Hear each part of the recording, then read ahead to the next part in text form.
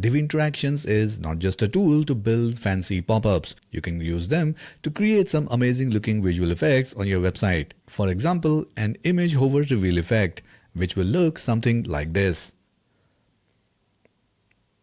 And today we are going to take a look at how we can build something similar. So if that sounds interesting, then let's dive in. Now, before we proceed, I would like to mention that we have created a complete blog post that you can see here, and you can follow this blog post for the step-by-step guide. So everything that we are going to do in this video, you can find the step-by-step guide here in this blog. So do check out the link in the video description below for the blog post. Alright, so here we are inside our Divi Visual Builder. So go ahead and create any page and let's start from scratch only. So let me just go ahead and remove everything from here, and we are going to start by creating a 2-column layout. So we click on this plus icon here. Let's start with the flex box column like this. And for the left one, we'll start by adding an image block. And let's go ahead and select the image first. Here is the image that we are going to use. Let's click on upload. So our image is ready. We can go ahead and click on design and go to alignment and maybe center align it. Once that is done, let's start with the right hand side column, and here we will start by adding a group, and inside that group we are going to add a heading, and then let's go ahead and duplicate this heading so that we can have a small text at the top, and just below that we can use this second heading as the book title. So let's go ahead and write the author name here.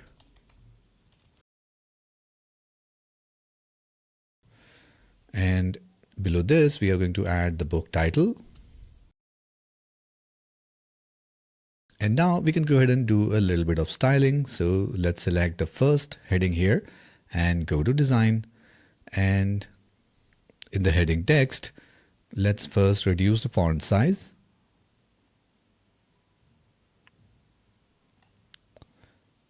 And then for the second one, we are going to choose a font color. So we can go ahead and use our global variables here. So I'm just going to use this one. And I'm going to select my font as well. So we choose the heading font, and maybe we can play around with some fancy font here like this one, and then increase the font size like this. And once that is done, we can now go ahead and add a little bit of information below this. Now once that is done, let's go ahead and select our group again, and let me just open the layer view so that we can have a better look. So here is our column, and under this we have our group holding 2 headings under it. So for the group, we are going to add some spacing. So we go to design and then click on spacing, and then maybe add 10 pixel all around like this. And we are also going to add a background color as well. So we click on background, and again we can use our global variables. And once that is done, we can now go ahead and add another group below this. So we click on these 3 dots here, and we can click on add element, and we are going to add the element below this group. So we select the group first, then we are going to select a heading, or in this case we can go ahead and choose a text only because we just need a paragraph. So let's select that, and let's this be our sample content. So I'm just going to replicate the text, and let's go ahead and add another text block. So I'm just going to duplicate this and move it above.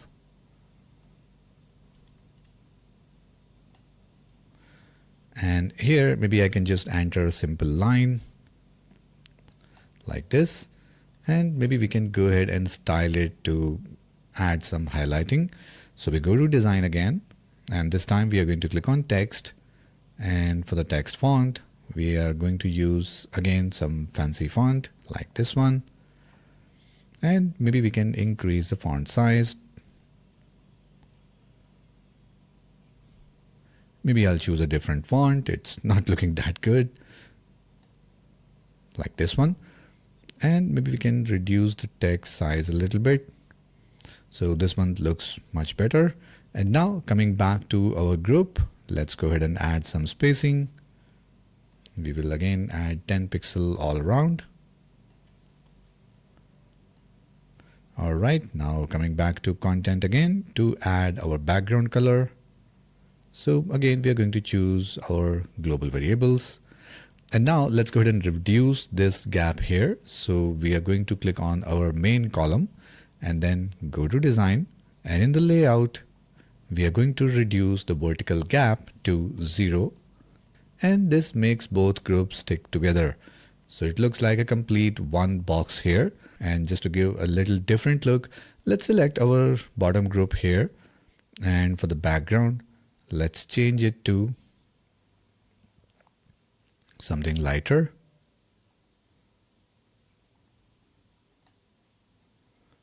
Maybe this one. And we can also play around with the opacity. So this one looks much better. And what we want here now is that the second group should remain invisible on the page load. And as soon as we mouse over on the image, this box or this group should get revealed. So for that, let's first go ahead and rename this group. So I'm calling it as Meta Content Box. Now it's important that we rename this group because while adding our interaction, we need the name that we can easily recognize from the list. Make sure you always give a name that you can easily remember while selecting your interaction. Now once that is done, we are going to click on our main column, and for the advanced, let's go to interactions and then add a new interaction, and we are going to choose as load, and let's give it a label. So I'm just going to give it a label as onload meta hide. So this will hide this box here. So this is just for the admin label only. The trigger event will be on page load and the action will be hide element. And for the target module, we are going to select our meta content box right here. Now, if in case you do not see your group name here, just go ahead and save the page and refresh the page once. So here is the group that we want to hide on load. So now it's gone. Now, once this interaction is added, our next step is to click on this image and again add a new interaction which is going to reveal this contact meta box. So we click on this image and then go back to advanced, and again under interactions we are going to click on add new interaction or add interaction, and we want this one to happen on mouse enter. And let's go ahead and give it a name again. And just giving it an admin label, and now event is already selected and the effect action will be show element, and then we are going to select our again meta content box, the same group, and time delay we are going to keep it as 0. Now once that is done, we need to add another interaction. So for this one we are going to duplicate this only, and let's go ahead and edit it, and this time we are going to select hide content meta box. And with this one, what we want is that when the mouse exit this image area, the content box should hide again. So here we are going to select mouse exit, and then we will select hide element, and again we'll keep the group as it is. Now let's close this and let's go ahead and save our page, and let's see how it works in the front end. So let's click on preview. And now on the page load, you can see that there is no content box here. And let's see what happens when we mouse over on the image. So we go on the image here and boom, we have our content box showing here. And if we go ahead and remove the mouse from here, it hides back again. So let's see it again. So it's working perfectly fine. And again, there is a lot more possibilities that you can play around with this image hover effect, and maybe you can add some more content, maybe add to cart as well. And the limit is endless. And in the end, make sure you go ahead and check out the link in the video description to check out our blog post where everything is mentioned step by step. And if you like this video, then make sure you give it a like and share it with your friends and community.